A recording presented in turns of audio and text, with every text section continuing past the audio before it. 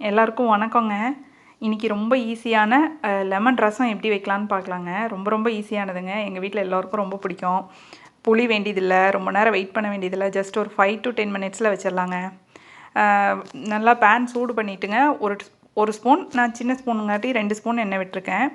அப்புறம் எண்ணெய் காஞ்சதுக்கப்புறம் கொஞ்சம் பெருங்காயம், 1 ஸ்பூன் கடுகு, கடலைப்பருப்பு போட்டுட்டுங்க. காரத்துக்கு தகுந்த மாதிரி வரமிளகா, 2 க்ரீன் சில்லி, கொஞ்சம் கருவேப்பிலை போட்டுட்டுங்க.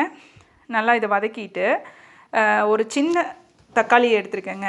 ஒரு தக்காளி புளிப்பு ரொம்பவும் வேணாம், ஏன்னா நம்ம லெமன் ஜூஸ் விடுறோம் இல்லைங்க. ஒரு சின்ன தக்காளி எடுத்து கட் பண்ணி போட்டுட்டுங்க. அது வணங்குறதுக்கு கொஞ்சம் உப்பு போட்டிங்கன்னா சீக்கிரம் வணங்கிடும். அப்புறமா 1/4 டீஸ்பூன் மஞ்சள் தூளுங்க, 1/2 டீஸ்பூன் ரசப்பொடிங்க. இது போட்டுட்டு நல்லா வதக்கிட்டுங்க. உங்களுக்கு தேவையான அளவு தண்ணி ஊற்றிக்கோங்க. நான் ஒரு 3 டம்ளர் அளவுக்கு தண்ணி ஊற்றிருக்கேங்க. அப்புறம் அந்த தண்ணிக்கு தேவையான உப்பு போட்டுருங்க. அவ்வளோதாங்க, வேலை முடிஞ்சிச்சு.